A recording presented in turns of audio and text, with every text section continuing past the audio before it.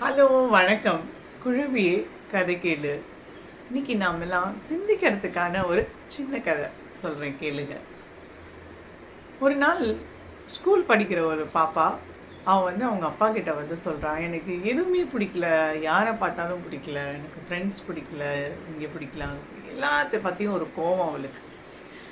சரி அப்படின்னு சொல்லிட்டு அவங்க அப்பா என்ன பண்ணுறாரு, தன் வீட்டு சமையக்கட்டு கூட்டிகிட்டு போய் அவர் என்ன பண்ணுறாருன்னா 3 பாத்திரத்தில் நிறைய தண்ணி வைக்கிறாரு. அது கொதிச்சிட்டு இருக்குது. அப்போது ஒரு உருளைக்கிழங்கு எடுக்கிறாரு. இது எப்படி இருக்குன்னா, தொட்டு பார்த்து அழுத்தமாக இருக்குது அப்படின்னு சொல்கிறான். சரி, அதை ஒரு பாத்திரத்தில் போட்டார். அடுத்தது ஒரு முட்டை.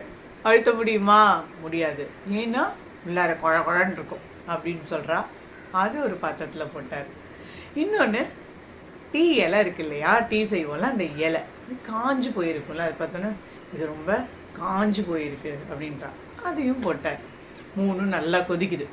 கொதிச்சோடனே நிப்பாட்டி ஒன்று ஒன்றா உரிக்கிறாரு. உருளைக்கிழங்கு நல்லா சாஃப்டாக பஞ்சு மாதிரி ஆயிடுச்சு. அடுத்து முட்டை நல்லா ஹார்டாக கடித்து சாப்பிட்ற அளவுக்கு ஆயிடுச்சு. அடுத்து டீ இலை போட்ட தண்ணி எப்படி ஆயிடுச்சு, அதோட கலரே நிறமே மாறி வந்துருச்சு.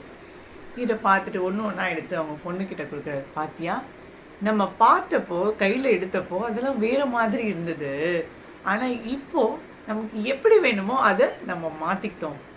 மனுஷங்களும் அப்படி தான்.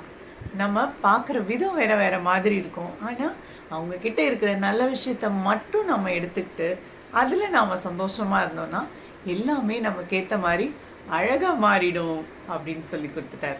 அன்னையிலேருந்து அந்த பாப்பா எந்த விஷயத்த பார்த்தாலும் அதுலேருந்து நல்லதாக சந்தோஷமாக தனக்கு எது ஹாப்பியாக இருக்குமோ அதை மட்டும் எடுத்துக்க ஆரம்பித்தா. என்ன, நம்மளும் எல்லா விஷயத்துலையும் பாசிட்டிவாக இருப்போம்.